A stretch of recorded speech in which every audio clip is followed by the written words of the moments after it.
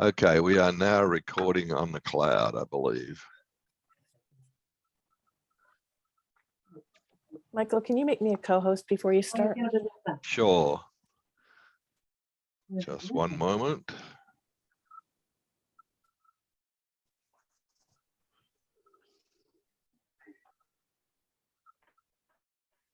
Okay, Laurie, you're a co-host. So those of you who haven't met Laurie, just wave your hand, Laurie. Laurie is my wife, partner, spouse, guide, mentor, a whole lot of other things. We've been together for about, I think, 37 years now, and we've been doing this for most of that time as well. So here we are again, and so wonderful that Laurie can join me and we can share this work. So thanks for being here. So yeah, a little bit about the Equinox. I chose to have this workshop on equanimity at the Equinox because the Equinox is really a time when there's a lot of balance in our world in terms of daylight. Probably not a lot else, but in terms of daylight, there's some balance out there right now. And what the balance is an equal distribution of light and darkness between northern and southern hemispheres, with the sun being positioned pretty much over the equator at high noon, which it is right now. It's noon here, so if you go south to the equator from here, the sun would be directly overhead at this particular moment. So equanimity at the equinox. And it's an important concept, I think, because balance is so important to us right now in our lives. And this workshop hopefully will help you to at least find some creative ways. In the course of an hour and a half, we're not going to do everything, but I would like to give you a taste of some of the practices that I think help, and like to explore other practices, and even more importantly, help you find the ones that work for you, because we're all different. We all have different lives to live. We all... I haven't read it yet. Oh. I said I would get to it after I... Wait a minute, can I mute someone there? Thanks. So yeah, we all have different lives to live, and what works for someone won't work for someone else. So one of the things I would hope that you can take away from today is some inspiration that creating equanimity in your life is worth doing. And second of all, that you've got some clues maybe around how to do that, but more importantly, you're able to find ways to apply it to your life. So hopefully with a little bit of a smorgasbord approach, you're going to have an exposure to a few different things, and you're going to be able to make some choices. Part of making those choices, though, isn't about just what you like. We all like certain things. You know, I like to lie in bed in the morning, and that's great, but that's not going to help me with equanimity much. Maybe a little bit, but if I really want to get equanimity, I've probably got to get out of bed and go for a morning walk, which I do pretty much every day. And I pretty much do that now on autopilot. But for a while when I first started, you know, for the first week or so, at least for probably the first month, you know, it was an effort to actually make the effort to get the legs over the side of the bed, stand on my feet, and it's still cold outside, and put my clothes on and get out the door and go for a walk. So it does take time sometimes to establish a practice, and it's not about what we like, but it's about what we can do and what will work for us in our day's schedule, and also creating some balance with that schedule as well, so that this becomes, if you like, a little bit of a priority. And I think in the world we're in now, it really needs to be a priority. There's so much going on. The human being is in a place now, I believe, but given the information that we're be able to access, we've got it all from all over the world, everything that's going on, whether it's real news or fake news, doesn't matter. There's a lot of stuff coming at us, and we have to somehow sort that. We have to take in what needs to be taken in, and we have to leave what needs to be left. And as well as that, we have to go about a daily life where every day things are shifting and changing. And there's new things to get used to, and new things to be doing and understanding, and whatever. So in order to do that, and you think about it, that's a tremendous task to put on this one poor little human being who has one brain, one body, and has to navigate this. If you can imagine, you know, if you were a salmon and you were used to swimming up this little stream, and all of a sudden that little stream became a raging torrent, and the water turned muddy, and there was a whole lot of other streams coming in and lots of choices to be made, you know, how would that little salmon navigate its way back to where it came from? Pretty hard. And for us, where we came from, our home is very much connected to our body and our being and our inner home, the sanctuary within us, within each of us. How do we reestablish our connection with that? I think that's an important question I ask around equanimity. Okay, so we'll be exploring that as we go through. Feel free to engage whatever you feel comfortable engaging today. Feel free to speak as much or as little as you wish to speak when I open up for sharing. And there's no, no compulsion to do that. But again, like I said earlier, if you share, oftentimes it helps things land for you. And I often find it's very helpful. And it's great to have community to engage this in.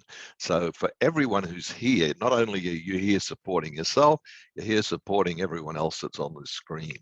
And that's an important thing, I think, to remember in the whole equanimity paradigm, is we really need each other.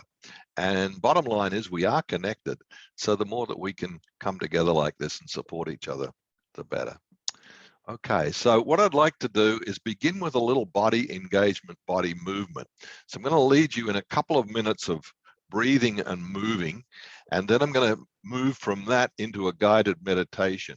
And this will be the first of a number of little practices that I'll be wanting to share with you.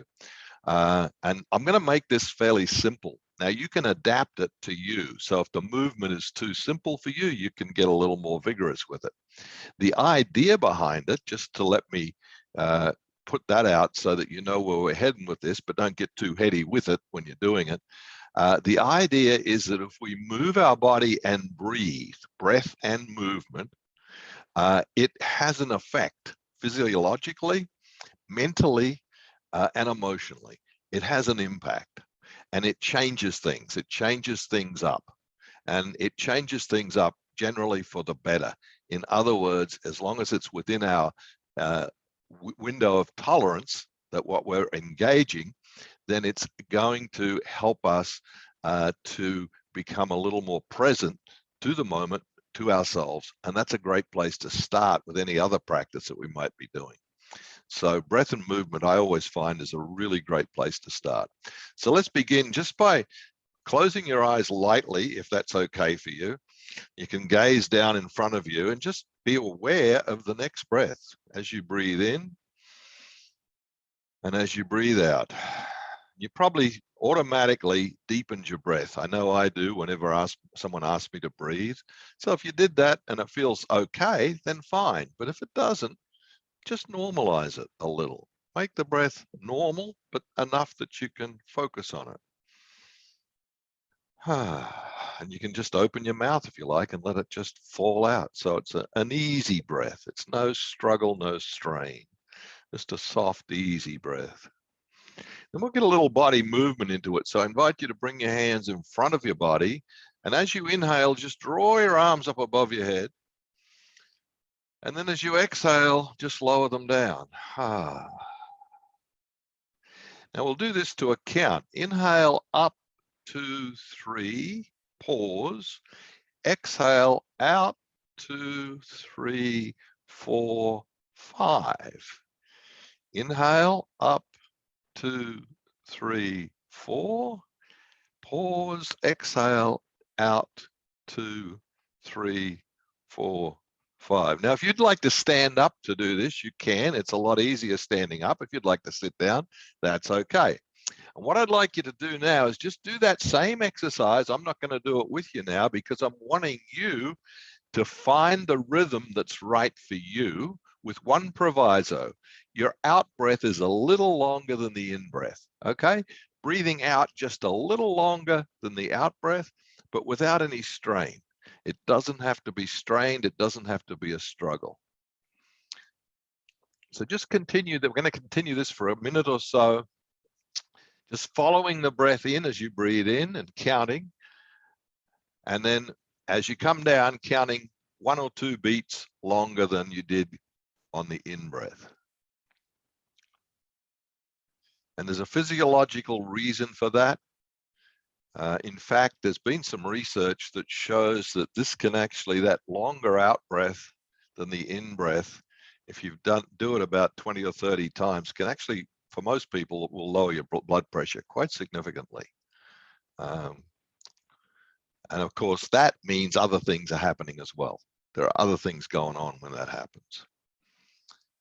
That's the physiological part. But then let's come to the more important part. The more important part is that you're just breathing.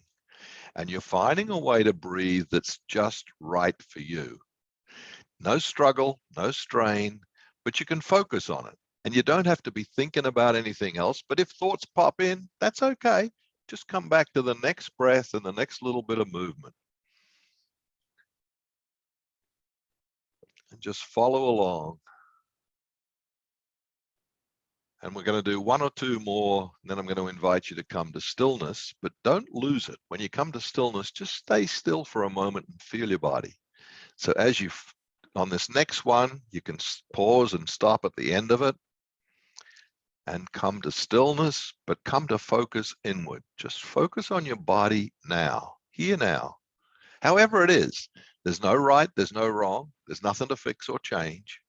There's just to be here with whatever's here now and be okay with it. It's okay, whatever it is, even if it's not pleasant, it's okay. We'll just be with it. Let it be, let it be. And feel the breath. Feel the breath coming and going.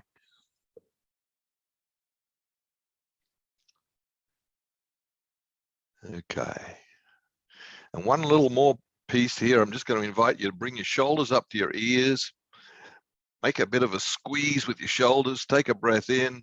Hold the breath for a few seconds and then drop the shoulders and let the breath fall out. Squeeze it up again. Inhale.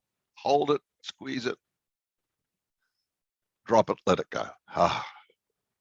Just turn your neck from side to side. Roll your shoulders around a little bit. And then from here, just let any spontaneous movement that your body wants take over. Your body's sort of saying to you, yeah, a little bit of this, a little bit of that, whatever it's saying, just do it. Might even be, you know, squeezing your fingers. Might be shaking out your legs or your hips. Might be bending forward and rolling around a little bit. It's just like, imagine you're the cat that just woke up and you just wanted to stretch and move a little bit. And feel your body.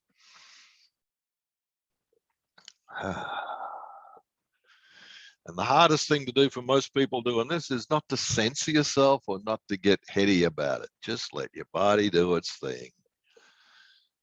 And then slow it down and come back to stillness. Come back to stillness again. And if you're still standing, that's okay. You can stay standing if you want, but come to a seated position because I'm going to transition now into a meditation.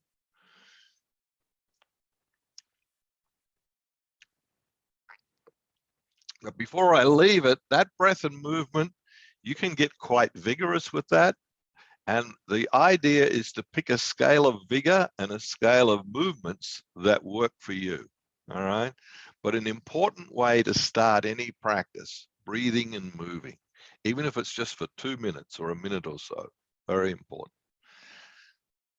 Now I invite you just to sit in stillness and find a position where your back is supported. So if you need to sit in a chair or on a couch or up against a couch, that's fine. But try to have your back a little long. And you can use props to support it if you need to do that. But rather than slouch, just have it like that, kind of like I'm here and I'm ready, but I'm not on guard. It's not being on guard ready, stiff and tight, but it's also not go to sleep ready either. It's somewhere in between where there's a soft lengthening of the spine and you're feeling, I'm here. I'm softly present here. And then feel the breath coming and going in your body. Take a little tour of your body. You probably notice sensations in different places. And if you notice a particular sensation, just give it a little attention without trying to figure anything out, explain or fix. Just so often a sensation grabs your attention. They may be pleasant sensations, they may be unpleasant sensations. Doesn't matter. Treat them all the same. And just focus on it. Just give each sensation a moment or two of attention and see what happens. Quite often, another sensation will take over. And so you'll be just shifting your focus around your body from one sensation to the next. And just engage that little practice for a moment or two. And the idea here is just giving unconditional attention to whatever arises without trying to get fixy or changey or figuring outy with any of it. Just taking it as it is, whatever the sensations are that are here. One to another.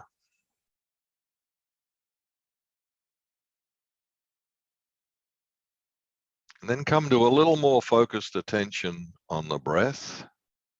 So now the sensation of breathing as well. As you breathe in, the sensation of breathing in. As you breathe out, the sensation of breathing out. And you're probably going to notice that there's some part of the breath where there's more sensation created in the body than at any other part of the breath. So the invitation is just to find that place where the sensation of breathing is the strongest. And then on each successive breath for the next 4 or 5 breaths, just be present to that sensation, whatever it is.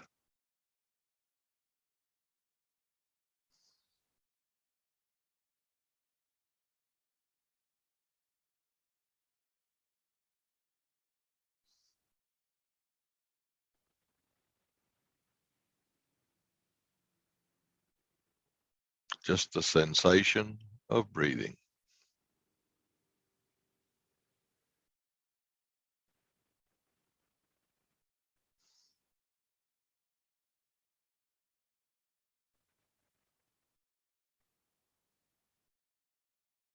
And if your mind sort of wanders off somewhere, don't fight it or struggle with it. Just notice, there I go, thinking about lunch or whatever it might be.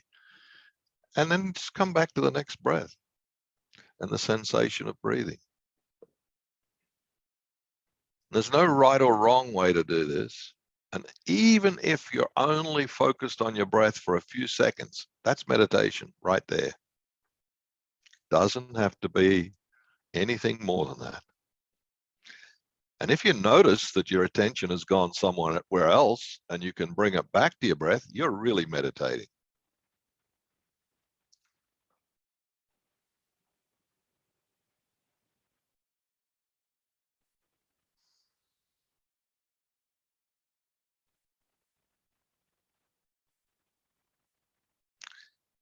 And there's no outcome to be desired here. It's just being present. That's all. Just being here now with your breath in this moment. Here now with your body.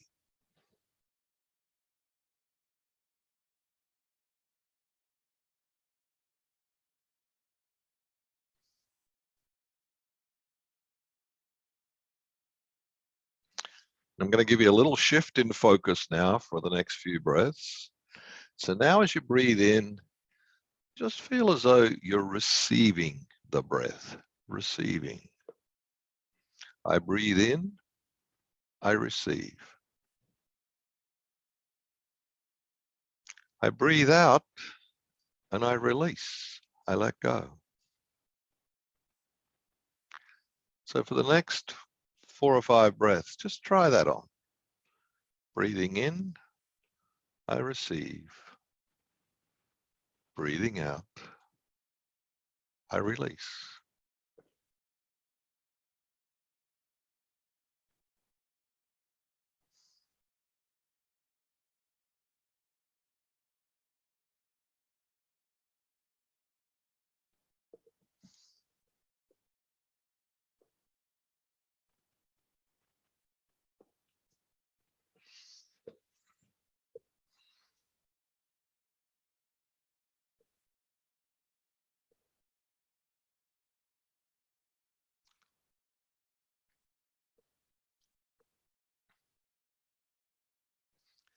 Now for a moment or two, shifting even further to notice what's being received.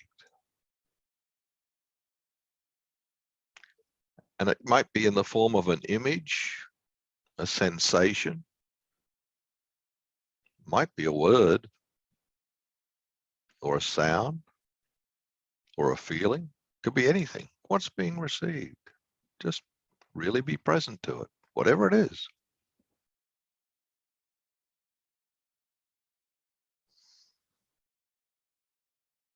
With each in-breath, what am I receiving?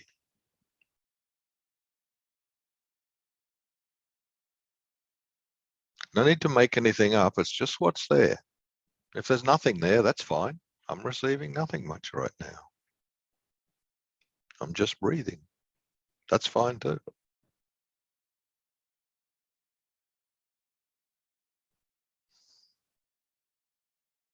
But if something is there, just noticing it. What's being received?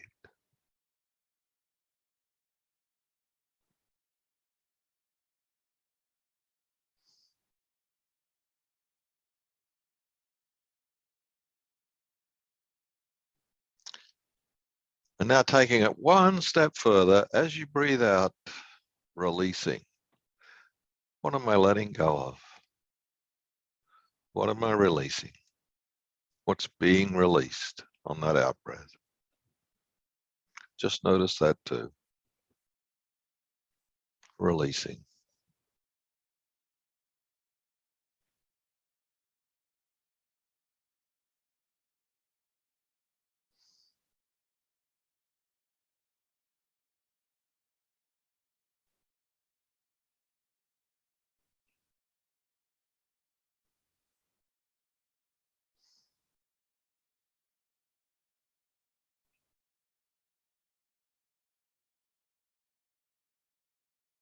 Receiving, releasing.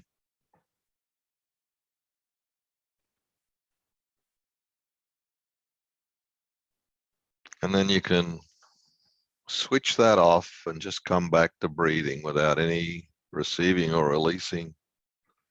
Just the act of breathing and the act of being right here, right now, with your body, with your breath. Here now.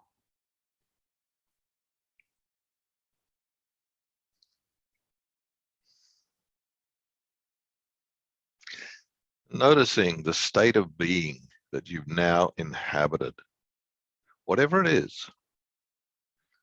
It's just a way of being present to yourself that's here. Just take a moment to pay attention to that. Your way of being with yourself right now.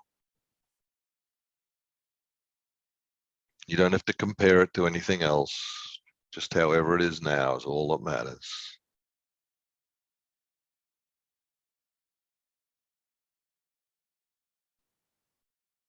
And then bring your left hand up to the center of your chest. If you want to have your right hand join it, you can do that too. Just a flat hand on your chest. And find the spot that's just a little softer than probably anywhere else. There's a little soft spot there where it just feels good to have the hand there. It's a real good place to connect your hand to your body. Feel present to yourself right now.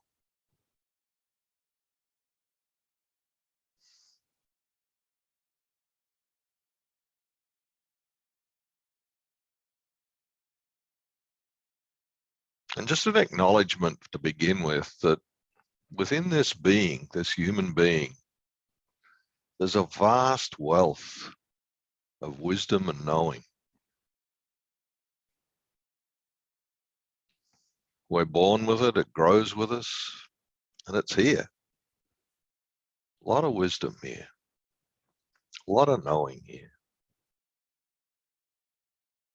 And it's particularly present when we can tune into it, when we can just be here with it without trying to fix anything or change anything, but just for the sake of tuning in, here now.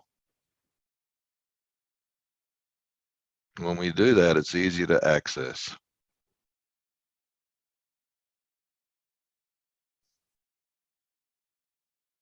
So right now, I'd like you to ask it a question.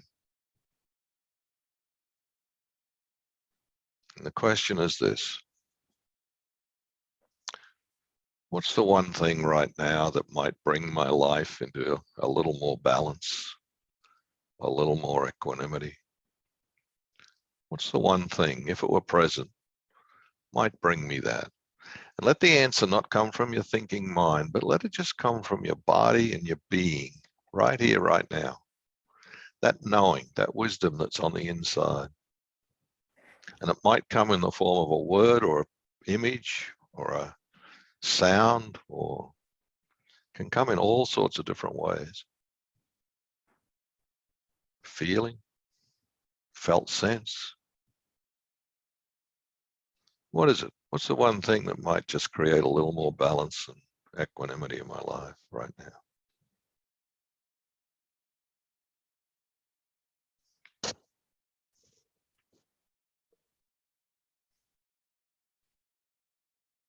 Take a breath. Let it fall out. Let your hand come back down.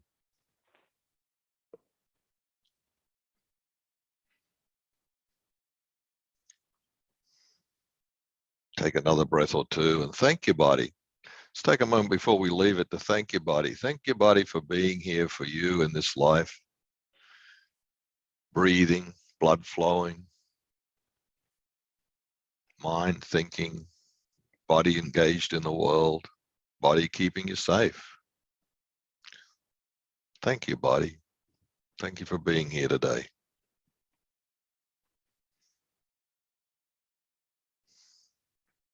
Take a breath, let it go.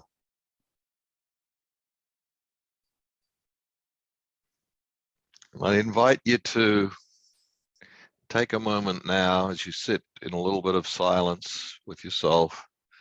If you feel inspired to just share what came to you, what is the one thing that would create a little more balance or equanimity in your life? If you'd like to type that into the chat, and I'm going to just speak to a few of these as we go to the next phase of the workshop. If you don't want to write anything in, that's fine. I understand. You may not wish to, but if you're okay with it, it will help us all out. It's part of a community to just have a few things to chat about. So I got one from Susie already. Actually, two people, more of this. I'm going to have to ask you what you mean by this, because this is different for each and every one of us. Sorry about that. So those who put more of this, if you wouldn't mind just adding what your interpretation of this is, that will be extra helpful.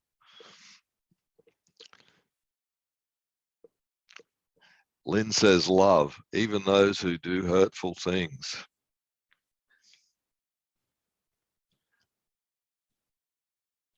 More time in nature. Quiet time, silence, breath, asking heart.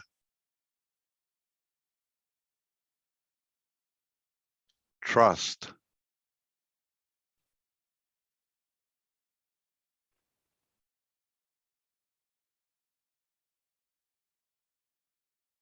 Quiet time, silence, breath, asking heart. More time to be quiet, guided to contemplative, quiet being, not doing. Take one action to resolve a misunderstanding. That's great. Yeah, quite often if there's something on the front burner that's in our way, that will come up. Loving meditation. Openness to what's happening right now. Yeah. Being here now, so important, so important. So I'm going to offer you something here in response to those responses. My suggestion is, you know what needs to be nurtured in your own life. You know. And if you don't readily know offhand, you can find out. And the way to find out is to do something like we just did. To take, how long was it? Maybe 10, 15 minutes at the most. To just move your body a little bit, breathe a little bit, That part's important because that gets your body ready. I used to wake up in the morning and the first thing I'd do would be try to set an intention for the day. And I'd go straight to my head and say, what's my intention? What's my intention? And even if I touched my body or something as part of the practice, I was straight in my head. And so what often came was something out of my head. And whilst it was probably at times in alignment with my truth, not always. Sometimes it would be a fabrication of my mind. Whatever I was worrying about, whatever I was anxious about would sort of pop out. But when I stilled myself through my body and engaged my body in movement and breath, and then sat in contemplation or meditation first and then contemplation, what came was a much deeper, more resonant, if you like. I think that's a good word for it. More resonant kind of expression of what mattered. Now, as one person observed, what came up was a need to have a conversation with someone. That's okay, because often if there's a hindrance, we call these hindrances to our equanimity. If there's a hindrance there to our equanimity, that might pop out. And if it does, the important thing there is to be soft around that. Not to be anxious around it, not to race off and start leaping into action, but to be, again, to sit with. You may have already caught on that there's a lot of befriending in this practice. We're befriending ourselves. We're befriending our beingness. And when we're friends with ourselves and friends with our being, it knows. And it will bring us to the place we need to go. Someone just made the comment in the chat and used the word home. I feel at home.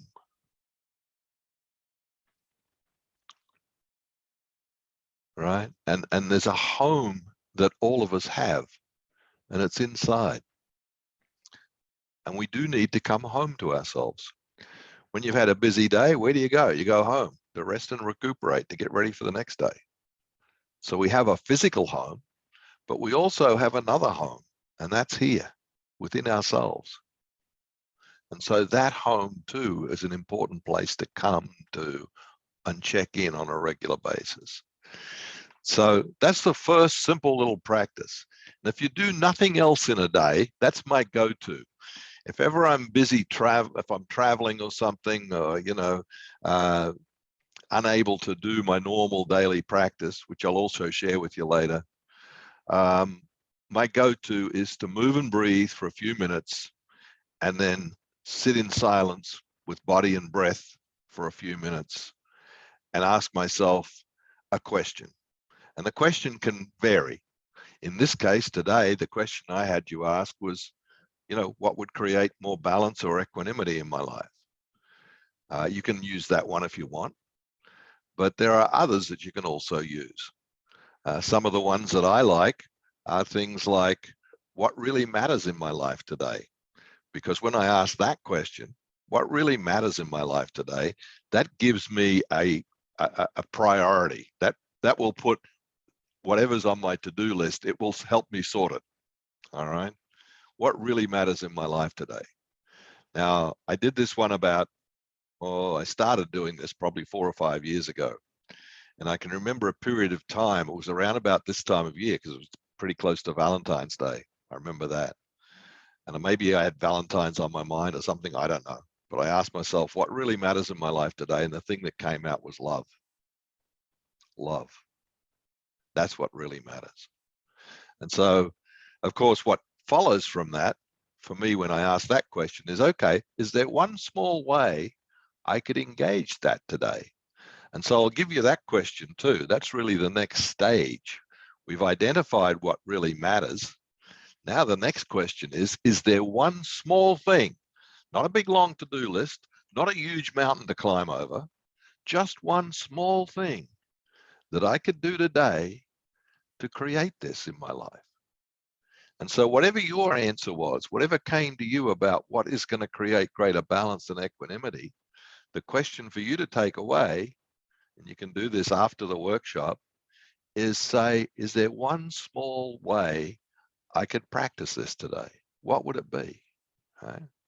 And I'll give you an example for mine, the example that I just gave you. I wanted to create more love in my life.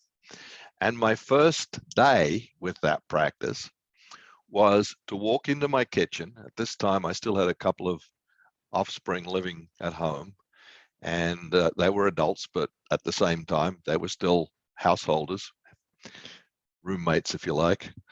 We have a small kitchen, and whenever I'd walk into the kitchen, my anxiety level would propel me towards getting myself taken care of as regards to breakfast. And that would be my priority. And of course, other things got pushed to the side.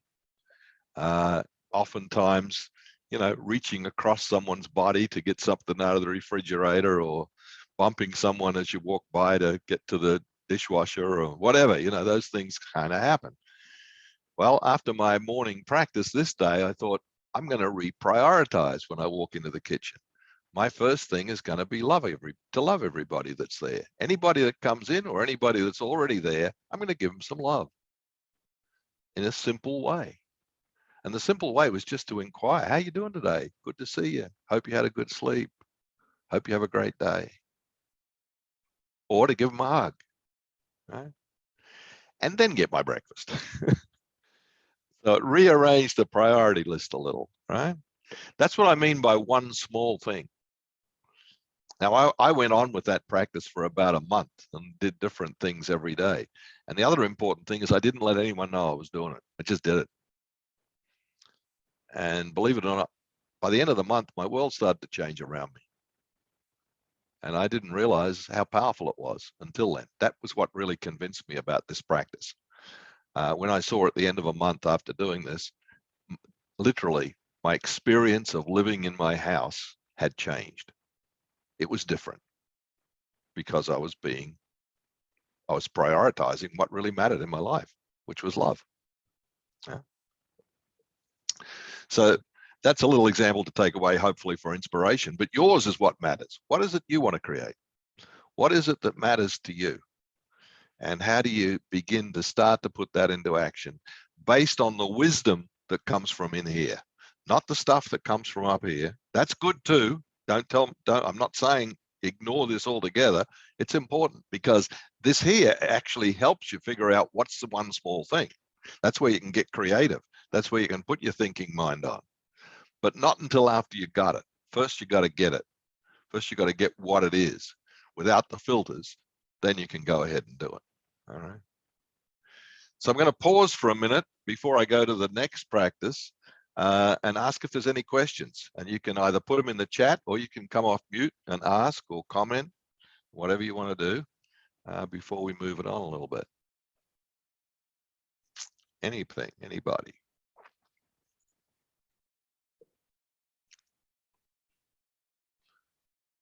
Okay, don't see anybody with anything. Let me just ask for a show of hands. Who feels inspired to try this on? Take some time to just give this a run. Yeah, great. Okay, thank you for that. I wish you well with that. It sounds great. All right, what I'm going to do with you now is share with you, many of you,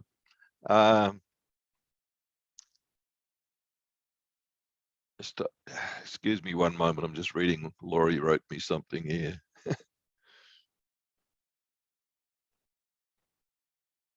It's okay. No. I got it. Yeah.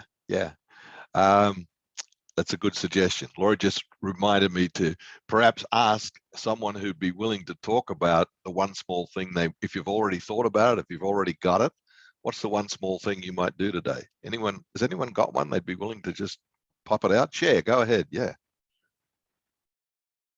Come off mute. Yes, I have one small thing. So I found a picture yesterday on my computer going through of a friend when we were both in this picture and happy. And this friend kind of shunned me this last couple of years. And so I decided I would send this picture to him today. Great. And just say, and the receive and release thing that we just did, and just say something very simple, like I release any tensions of the last 2 years. Beautiful. And I receive this happy energy that that is part of our friendship. Wonderful. Wonderful. Thank you for sharing that. Thanks. Thanks for, and you know, what you just shared also, there's vulnerability in that. Yeah. And oftentimes that's what it takes. It takes a little bit of vulnerability, putting yourself out there a little bit, putting yourself on the line, taking a step in a particular direction rather than just brushing it off. Yeah. And this is where equanimity is an engaged practice. A lot of people think equanimity is just abdicating the responsibility to do anything and burying your head in the sand. It's not that. You don't get equanimity from that at all. That's avoidance. Right? Equanimity comes from active engagement of something moving in the direction of balance, moving in the direction of creating greater balance. And here, what you've just described is in fact that. You're going to reach out, you're going to share something, you're going to get in touch, and I can feel that just in your sharing. You're really in touch with some deep feelings here, and you're going to be willing to, first of all, own them for yourself. Like, yeah, I really want to be connected to this person, and I really want to have some kind of reconciliation, some kind of, you know, movement in our relationship. So you're willing to let go of the past, you're willing to come to the now, recall some of the things that were wonderful and move forward. So that's beautiful. Yeah. I wish you well with that. Thank you. Thanks for sharing it. Okay. All right. I'm gonna move forward. We'll have a little bit more time for sharing too. If you got one, we'll have some time later. So I'm gonna go to for the other practices. I'm gonna mention a few of them. We're gonna try one on. In the Phoenix Rising method, some of you are familiar with this and some of you are not. But in the Phoenix Rising method, we have 6 phases of engagement in body-mind practice. And you just did the first one and the 4th one and the 5th one and the 6th one. You just did 1, 4, 5, and 6. You may have done a little bit of 3 as well. And what they are is you used breath and movement. That's the first one. I'll be sharing this slide with you a little bit later, so you'll see it. In fact, I'll share it right now. Make it easier.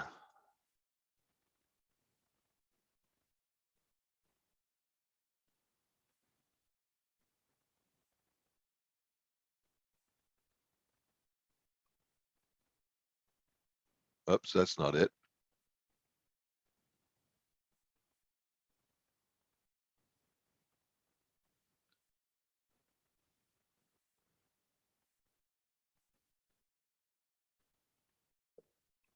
Okay, there it is.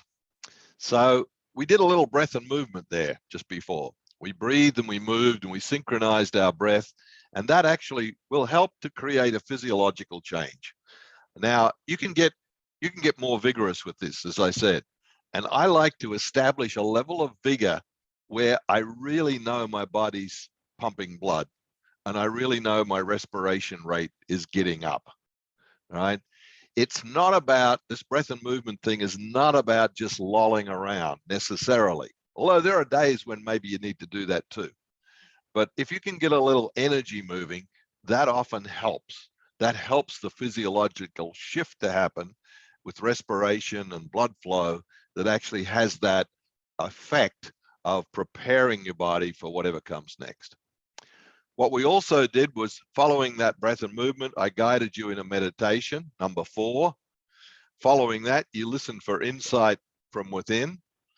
And we already heard a wonderful sharing about how that insight is going to be put into action, right? So those phases of the 6 phases you did. So I want to come back to the other 2. playing the edge and dropping in for a moment, okay? I want to talk a little bit about playing the edge and why it's an important piece. So let me preface it by saying, if you're not someone who's big into your body and big into yoga, don't worry about it. That's not important. You don't have to be a yogi or a yogini. You don't have to be an adept physically to be able to practice playing the edge. However, playing the edge physically, using your physical body to do it, I find for most people is the easiest way to do it. The easiest way to do it, regardless of your physical condition. Almost. There are exceptions, but generally, for most people, most of the time, you can find and create an edge in your body. For example, you can just bring your two palms together and squeeze your hands. Everyone can try this right now. Just bring your palms together and squeeze your hands. And now squeeze to a point where you feel sensation. Once you feel that sensation, close your eyes lightly and just focus on the sensation. Just the sensation. And let it shift as it shifts, or change as it changes. But just keep not too much pressure there and not too little. Just enough to have sensation happening. If you're squeezing too tight and it becomes hard work, ease off a bit. But if you're not squeezing hard enough that you can't feel anything, or it feels like loosey-goosey, squeeze a little tighter. And for a moment, just focus on that sensation. Breathe as you focus, as you breathe in and as you breathe out. And as you breathe out, you can also just let the sensation, without changing your grip, just see if it softens any as you breathe out. Because as you breathe out, your body lets go a little bit. Okay, and then begin to slowly release it, just very slowly, not all at once, just very slowly release the grip. Let the hands open up a little bit. And then let the hands remain facing upwards and just come down to your lap facing upwards. And now bring your focus back to your hands again. Just feel your two hands. Feel your two hands in relation to the rest of your body.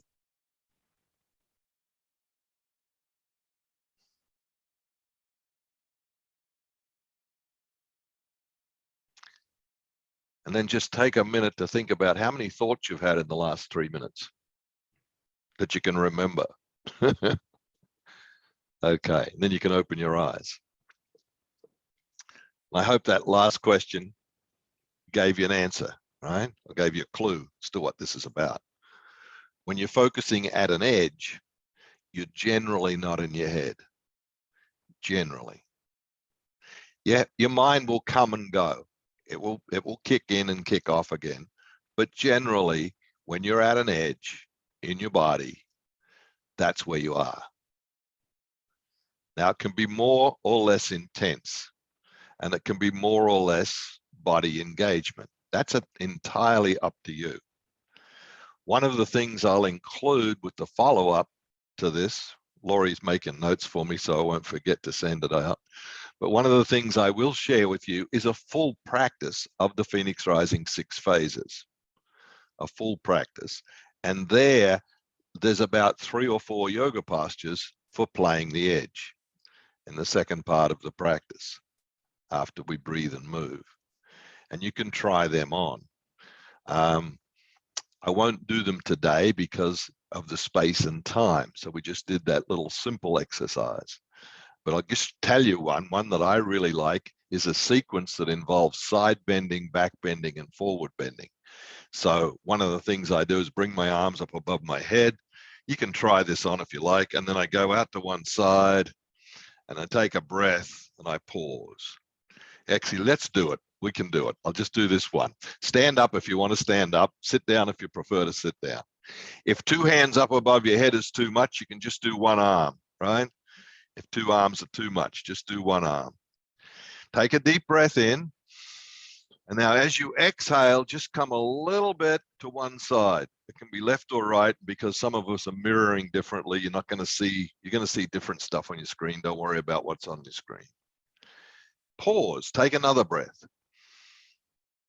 Now as you exhale, let your body find the edge. Rather than you push into it, let your body invite you into an edge, a sensation on the side of your body. Pause and breathe. And then slowly come back up, inhale, and let it come down. You might want to just do the other side, reach up, come out to the other side, just a little bit to start with. Take a breath. And as you exhale, just let yourself in a little further. Then inhale again, and as you exhale, a little bit more. And then find that edge, find that place where you meet a little bit of resistance, not too much, not too little, and then hang out there for a while. And when you get to the edge, the idea is just to focus on the edge. Let that sensation be your focus rather than anything else. Just go into the sensation, feel it, let it be. Take another breath in and out, and then slowly come back up and let your arm come down. Take a deep breath into your belly, and you can already feel probably a shift in that inner state of being. That's what playing the edge does for us. It's also a great form of beginning the practice of concentration. And concentration is one of the two pillars of meditation. There's two key aspects to meditation. One is mindfulness, the other is concentration. And playing the edge helps with concentration more than anything else. Right? And so it's a really important piece of the puzzle. So you can do side bends, back bends, and forward bends. And if you think about that, the task for you is to find a way that you can move your body to one side, to the other side, back and forward. And in each of those four positions, one each side, one back, one forward, each of those positions, you can find an edge. And if you want a fifth one, a fifth and a sixth, you can put in a twist as well. Twist to one side, twist to the other side, right? And in each of those positions, see if you can find a place where you can meet your resistance and hang out with it for a while. Now, the edge should never hurt. It should never be painful. When I say that, that's not the same as tolerable discomfort. Tolerable discomfort is good. Pain is not good. So find a way in your body that you can, in each of those positions, find a place where you can hang out and breathe. If you can't take a full deep breath, you've gone too far, right? So you have to, that's a good way to check and test. If you're struggling with your breath, you've gone too far. Back off, right? But find that place where there's enough engagement for a little bit of tolerable discomfort, and then focus on that discomfort. Why is this helpful? There's a number of reasons. We often in our society, and many of you know this already, we love to run away from discomfort. The moment things get a little sticky, we're out of there. The moment we got a twinge of a headache, we're reaching for the aspirin or the Tylenol or whatever else, right? We don't want discomfort. We want to get rid of it, right? And we do that constantly in our life on a day-to-day basis. So we don't know how to be with it. We don't know how to be with discomfort. Right? So isn't it great that we can find a way to use our body to help us create a little bit of it and hang out with it? Okay, doesn't have to be painful, doesn't have to be overwhelming, overpowering. It's tolerable discomfort.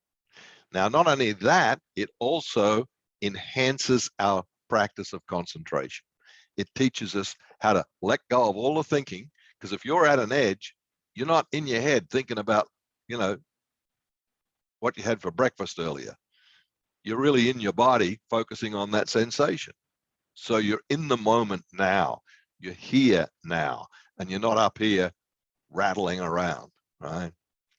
Even if you only do that for a little bit of time each day, it's going to make a huge difference, particularly if you do it regularly every day. That's the important part. Right? So play the edge. If you can find a few minutes every day and you can find the body movements that are right for you. Now, if you're not going to do it every day, do it a couple of times a week. Find a way to do it. You can also do it engaging physical activity. Like if you go for a walk, for example, you can play the edge with a walk.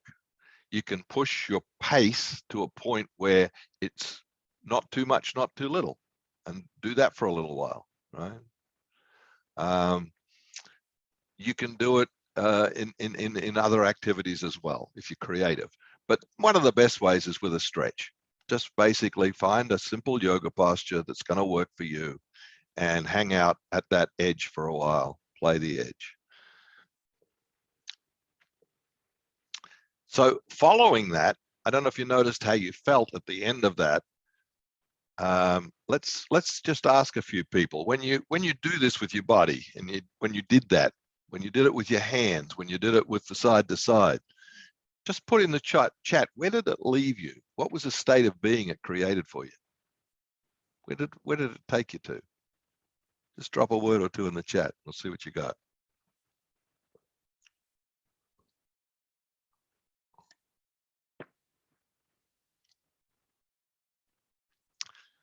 Releasing struggle. So you could notice a shift, that the struggle wasn't there anymore. Connected, more connected to your body. Yeah. Feeling like coming back home. More open, more quiet, peaceful, more present. Right. All of those things. Great. Thank you for that. So that's what playing the edge brings to you. That's why it's worth doing. Following playing the edge.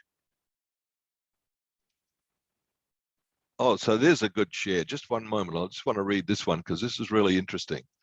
So someone shared that Lynn said, normally tight from Parkinson's, but I felt loose and relaxed, but couldn't hold on for long. That's okay. Don't have to hold it for long. In fact, back off a little bit if it gets to that intense stage, and maybe find the place where you can hold for a while, but it's not too intense, right? But there you go. Someone who has, a condition that can be pretty difficult at times, but able to still play the edge. So it can be done. So following playing the edge, the next phase that we didn't engage or talk about was dropping in, although in the meditation to a little extent, there was some dropping in.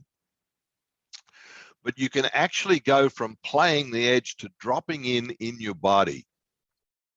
This one is for folks who've practiced yoga for a little bit or want to engage a yoga practice in a kind of serious way. If you really want to get serious about your yoga, then the dropping in phase is for you, right?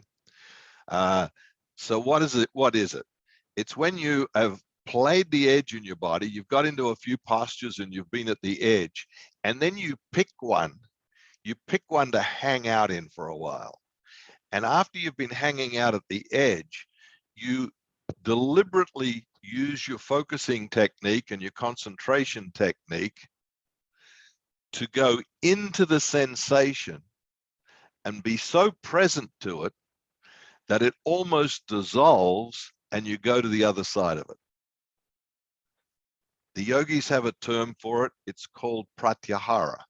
Pratyahara. And it is the bridge between external awareness and internal awareness. It's the bridge between external form of practice and inner state of being present. All right. Now, a lot of people do it straight with meditation. They just go like we did earlier on, just sit and focus on the breath, which is really a vehicle of the body, and that can be used as a vehicle to take you into that deeper place. So it can be done that way. But a way to do it that's, I think, more like what the yogis were all about is using your body as the vehicle for creating that dropped in state. All right. So all you do is find the posture that you can hang out in the edge for a while, and you can actually settle into the edge. And you can settle into the edge with your breath and with focused awareness to a point where it dissipates. The sensation almost goes away, and what you create is the beginning of a kind of bliss state. It's a state of being where everything just dissolves and nothing much matters. If you've never experienced it, just try it. It's not something that is easy to get to for a lot of people, but I'll offer it for particularly if you have a yoga practice and you practice regularly. This is the next place to go with it. If you're able to hang out with an edge and your breath. And how long? Maybe 3 to 5 minutes. I do maybe, I've been practicing for many, many years. I can do it for 7 or 8 minutes or 10 minutes if I want, but I don't have to. Most days when I do it, usually 3 minutes, probably. And it's enough to take me to that deeper place that then, following that, I can sit down for meditation and I'll really drop in, right? So meditation part is dropped in too, but it's not using the body as the vehicle. It's just being present. But it's easier to get to that.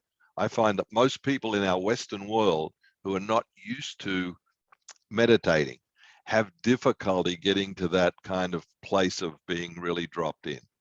The mind gets so busy and is so all-consuming that we've got to use techniques to get it to slow down, right? And concentration practice, pratyahara, the dropping in practice, is really helpful for that if you want to do that. All right, you want to engage that. Again, on the recording that I'll send you, there will be a piece on that as well. So you'll get that in the recording that I'll send. Actually, all of the material for this course will be, you'll have links to where it's stored on the Kajabi platform. You'll have access to that ongoingly. So Manuela has shared, this practice playing the edge and dropping in has given me the strength inside and out. Thanks for that. Yeah, it certainly has worked for me too. Okay, so anything else? Michael, I just wanted to welcome Lisa and her partner there, who the time zone, the daylight savings probably messed up a little bit. It's 5 p.m. Oh, over there. Lisa, I'm so sorry. So sorry. I did change the time. I became aware of that after our clocks turned over last week. I realized, I thought, wow, I had 5 p.m. UK time. And I went back in and edited it to 4 p.m. But I'm not sure I sent a follow-up email to anyone from the UK who'd registered. So I apologize for that. Yeah, it's pretty interesting. We changed last week, and I think in the UK you guys change next week, right? Yeah. So we're in that 2-week window in between. All right. Okay, so we're going to move along. I'm going to share another slideshow with you where I'm going to talk about not so much the 6 phases. We'll just go over that again, though. I'll share that again.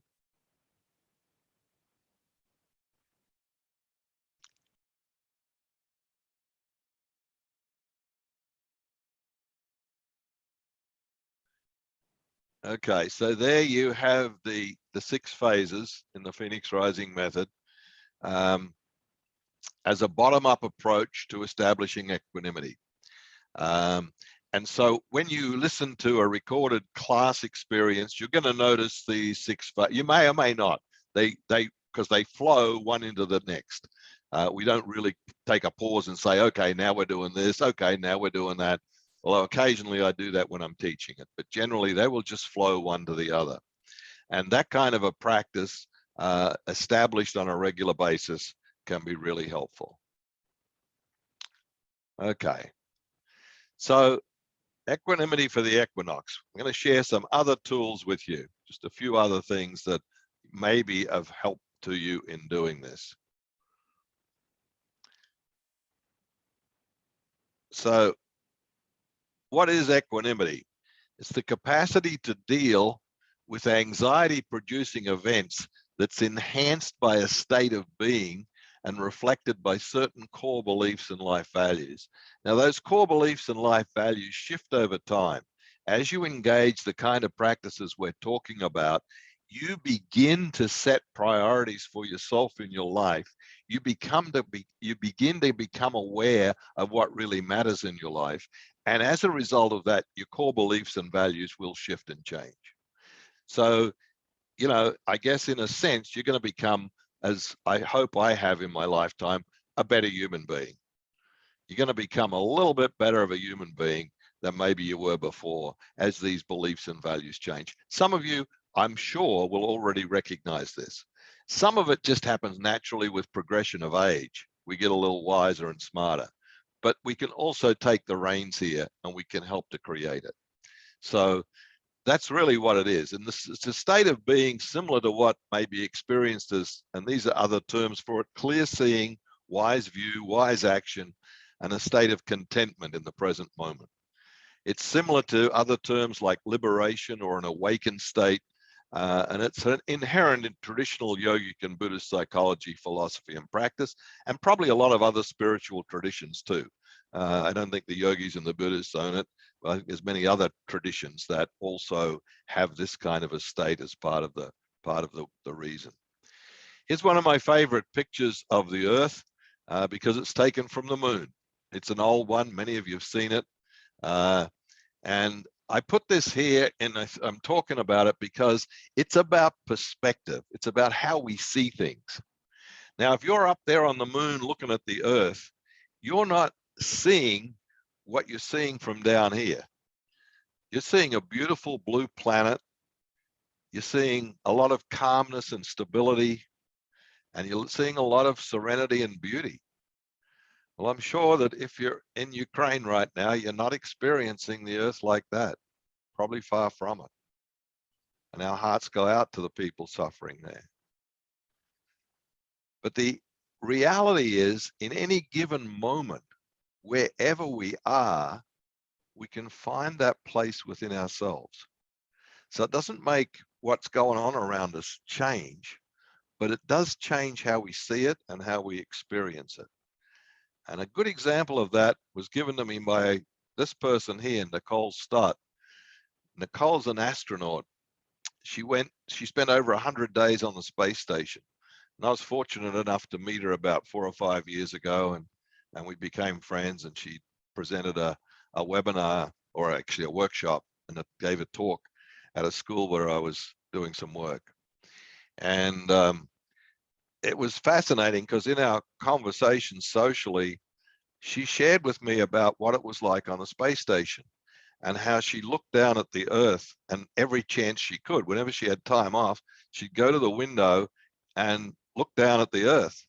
And she said it was really interesting when they first went up there, it was a mixed crew of Russian, American, Belgian, and I think Japanese astronauts who were on there when she was there. And she said at first what they would do would be to look for the place on the Earth that they called home. But after they'd been there about 2 weeks, they didn't bother so much about what they called home. They saw the whole Earth as their home. And the same thing happened in their relationships with each other. They became like a family. I guess you would if you're up there for 100 days. And she said it seemed to rearrange priorities and that we began to see things differently. And I think that's in a sense what we're trying to do with equanimity. We're trying to see things differently from a different perspective. And it's really interesting that there was a study done just last year, or maybe the year before. It's about 1.5 years ago, after the pandemic had been around for about a year. And it was found that some people actually thrived. Not many, but about 10 to 15% of the population were saying they were actually better off after the pandemic after a year and a half into it than they were before. And they had actual experienced growth. Now, we all know that for most of us, the pandemic was pretty traumatic, or is still for many of us. But there was this post-traumatic growth as a result of it. And the people that had this growth, what the researchers found was they were more more likely to believe that the world was fundamentally a good place. That was one belief they shared.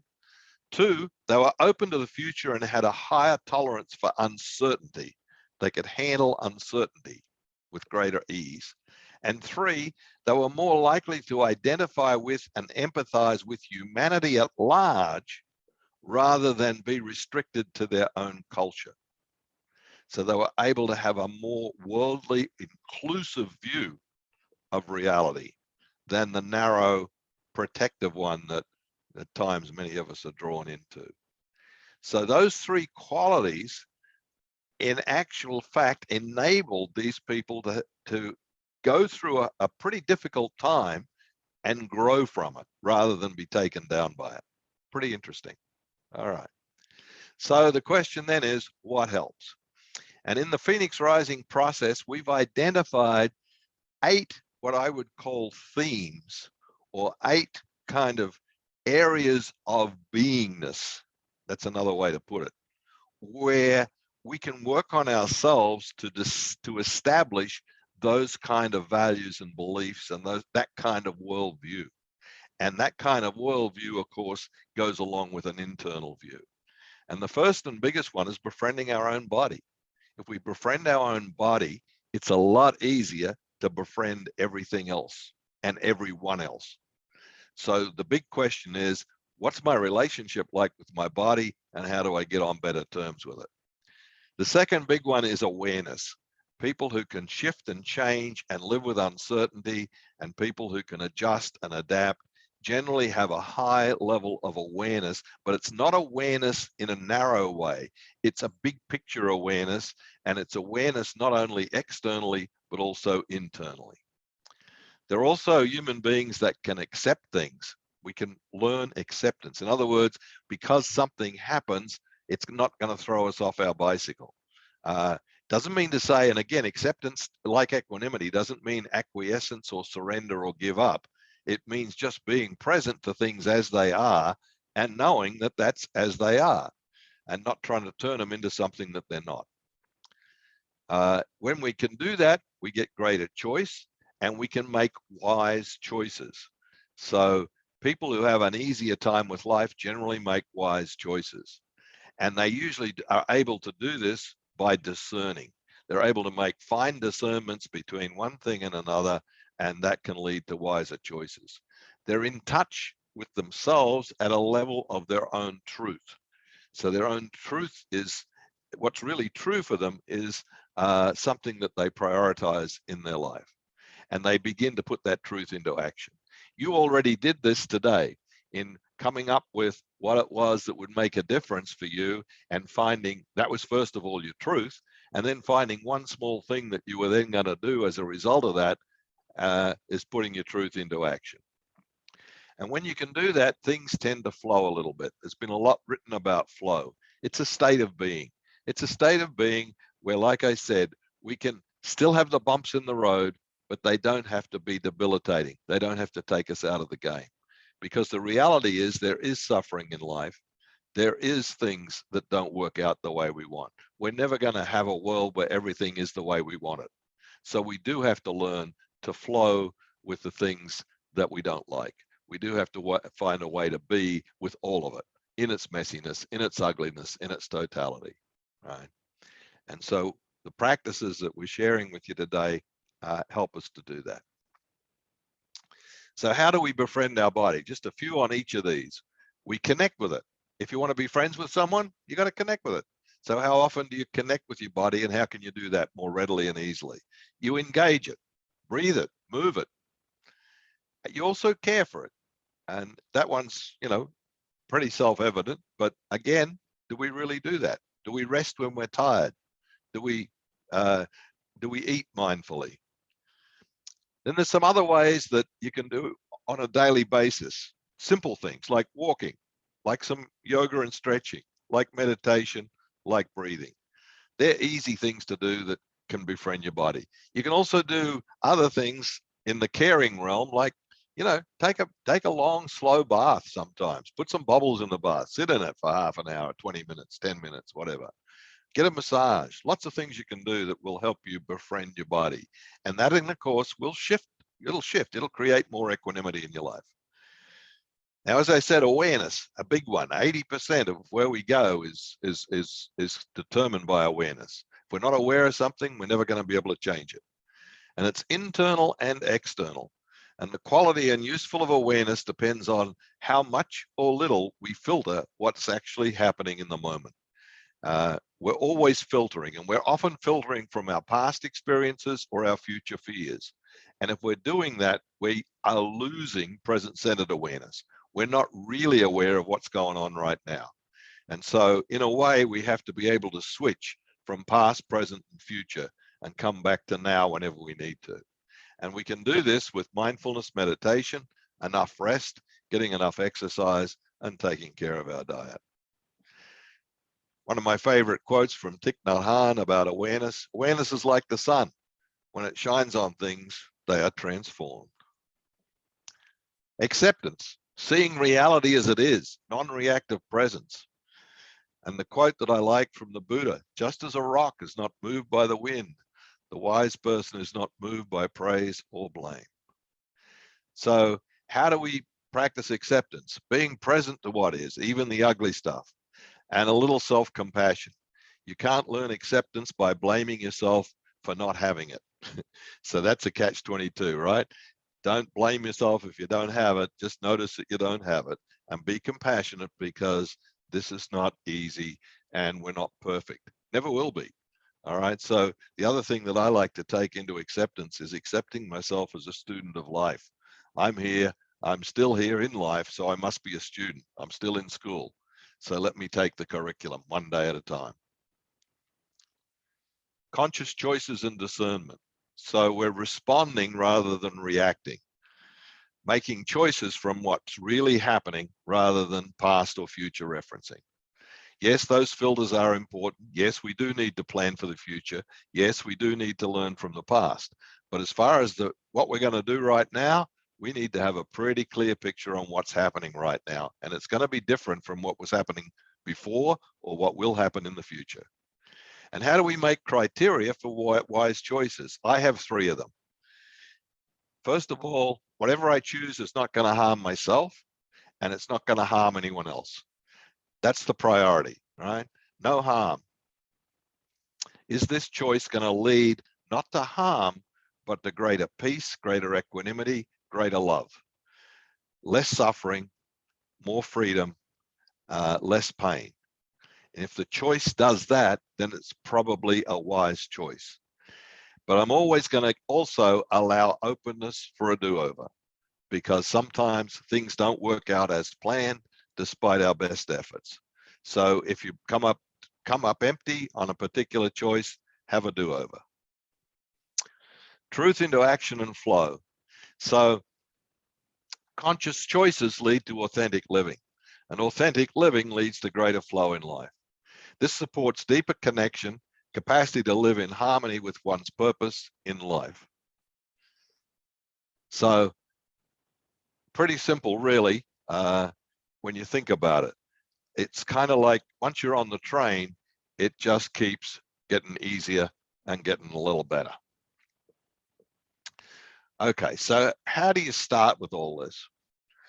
One day at a time and one practice at a time. Right?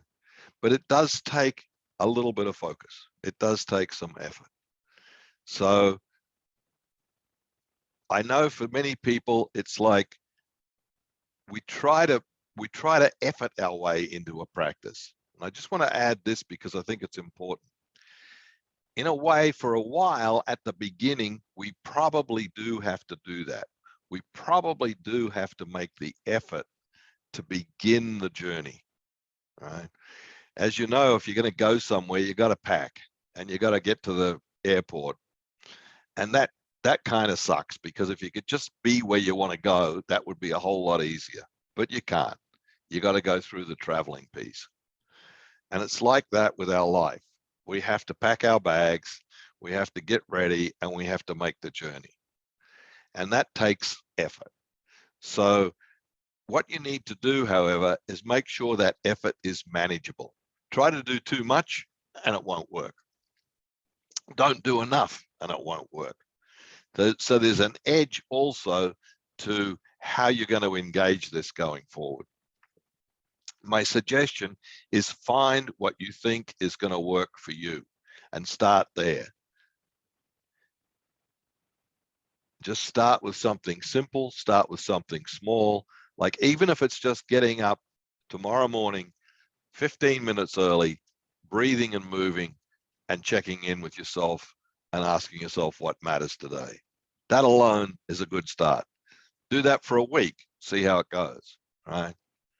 And then go to the next thing. If you want to, you'll probably find you'll be drawn to more, but making the effort initially is so important. It's so important right now, the world we live in. Okay, so however you want to do that, and it doesn't have to be an insurmountable object, and you've got to really get compassionate with yourself when you fall off the wagon, which you will. All right, there will be days when something will come up and you won't do it. Okay, start again tomorrow. Start again tomorrow.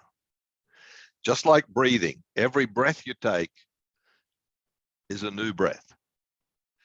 Every day is a new day. And so begin again. Never fear beginning again. All right, so I want to share with you just a few things upcoming, and then I'm going to ask for your responses or questions. We have a little time for questions.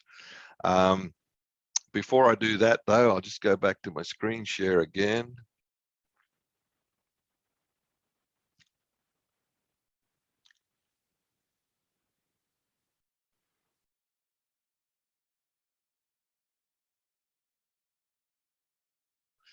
So there's a few things coming up. I'm just going to give you a heads up on.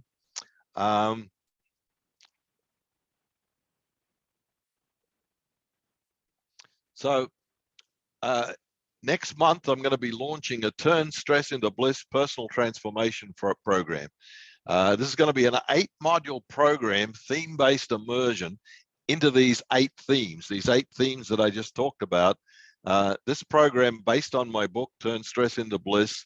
And this is going to be a program of personal transformation where you're going to join a community online to go through these 8 modules together with weekly teachings, weekly practice sessions, weekly video, audio, community resources. There'll be community gatherings, and there will be also other ways to connect with each other. There'll be assignments for self-inquiry and action planning, along with guidance. And when you sign up for this, you're going to get lifetime access and membership to this little community that we're going to create. And opening registration for that will be in April. I'm not going to give you details now, but everyone on this webinar will get information about it. And that's something you might want to consider. If you want a helping hand, you want to get into a community, you want to sort of say, yeah, I'm on for this lifestyle change, lifestyle shift, and making transformation of my life a priority. And I'm wanting to find the support that I need. I can tell you this, it's not going to break your bank. It's going to be affordable. And it's also, my intention is that it will work for everybody who takes it on. So that's coming up next month. Phoenix Rising Essentials. That's a Phoenix Rising program that's held 3 times coming up. I think there's one coming next weekend, and there's another one in May and another one in June. It's a 16-hour program. It's a great way to really, particularly if you're professional and you want to share this kind of work with other people, a great opportunity to learn that. But it's also it'll also work for you personally. You'll get to understand how the 6 phases work and why they're important. You'll get to try on working with yourself, working with others. You'll get to try on some of the key essentials of the Phoenix Rising method in that 16-hour program. So that's coming up, and you can find information at pyt.com. Just click on the essentials link and you can register there. So I'll stop the share there. That's the end of the commercials. The rest of it, we can just talk about where to from here, from your point of view. And I'd like to invite sharing, questions, anything else you want for the last few minutes of our webinar. What you will get while you're while you're thinking about asking or saying. What you will get following this is you will get a PDF of the slideshow as well as a recording. You will get some handout material, yeah, it'll be available to you probably by the end of the day tomorrow. It'll take me a little while to assemble it, get it out to you.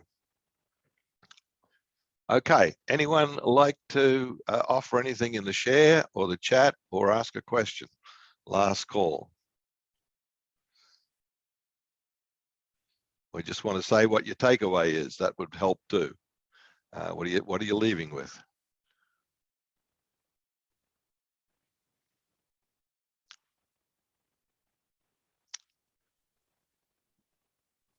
Judith, go ahead. Well, I've been meaning to get back into a yin practice and a yoga practice and meditation practice, but it's overwhelming. And so my big takeaway is that little thing you just mentioned at the end, you know, just doing the stretches to get an edge, do the breathing first, do the stretches to get an edge. I've had a hip replacement, waiting for shoulder replacement. So getting up and off the floor is a bit difficult. So I'm quite excited about that. I think I'll do that, do a little the edge with the stretching, and then just kind of sit, and you can drop in and do a short meditation. And Great. It's a good starting point for me. So. Wonderful. I'm so happy to hear that you're inspired to begin, and you're also going to begin in a way that's not going to overwhelm you. I think that's important. That's right. Otherwise, it's overwhelming. Do a half hour practice and whatever. You know, it's too overwhelming every day. Thank you. Well, okay, folks are starting to leave, so I would invite you, if you wouldn't mind, I just like to know your feedback, any feedback that you have. If you want to put that into the chat, if there's anything that didn't work for you, I need to know that too. So feel free before you leave just to, your takeaway or any feedback that you might have for us. I thank you so much for being here. I thank you for giving up your time. I thank you most of all for your commitment to yourself, because your commitment to yourself is going to change our world. I really believe this. I believe that the more I can take care of myself and the more I can bring myself to that place of equanimity, it has a cumulative effect. It goes out to every human being I meet, and so does yours. So whatever you take from today, whatever you can do to engage these practices or engage life in a way that gives you more equanimity, I really encourage you to do that. It's a gift not just to you, it's a gift to the world. So thank you for that. Thank you for being someone who cares enough to give up your time today and to be here. Really appreciate it. And good wishes. May you find peace. May you find happiness. May you be free of suffering. May all beings in our world find peace and be free of suffering. Thank you. Thank you, Michael. I'm hoping that I'll be able to have access to the video, since obviously I'm driving while I'm listening. Yes, you will. Yes, you will. Wonderful. Anyone who's registered gets a link to everything. Yeah. Okay, wonderful. Thank you so much. It's so good hearing you. Thank you so much for being here. Okay, take care.